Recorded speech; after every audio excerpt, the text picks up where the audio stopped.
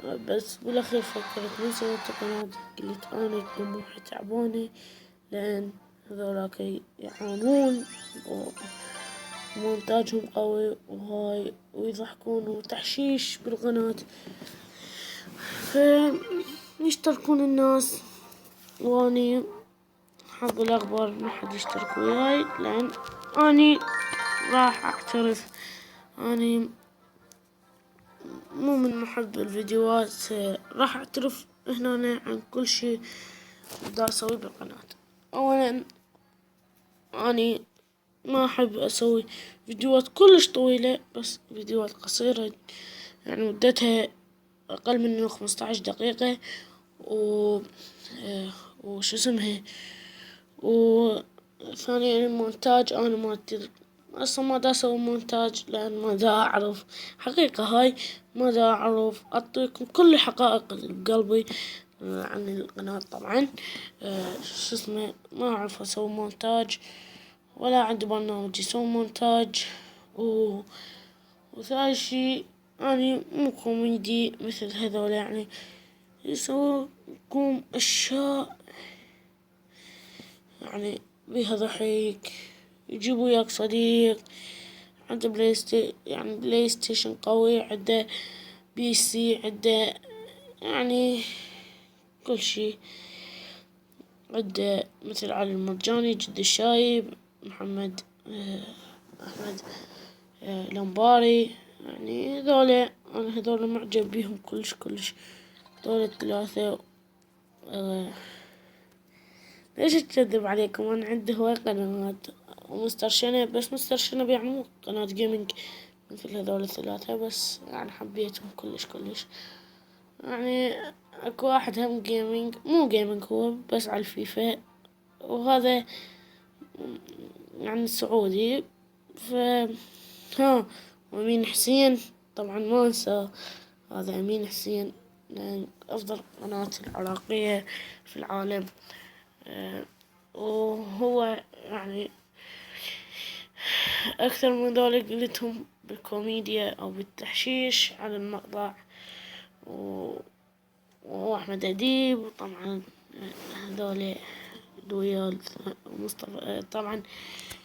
طبعا هسه أني متحمس على هذا الفيديو من ننزله، لأن هذا الفيديو راح يكون لي شي يعني راح ينزل شي قوي، شي راح يصير بي أي شي. يعني هذا الشي أكشف عنه حقائقي بالقناة طبعا وكل شي يعني. ووصلنا لنهاية الفيديو يا شباب، أتمنى يعجبكم المقطع. إذا أعجبكم المقطع اعطوني لايك واشتركوا بالقناة إذا ما كنتوا مشتركين، واعطوني شير وكومنت. ووداعا، وكان معكم أخوكم حسين من قناة إراكي جيم، ووداعا.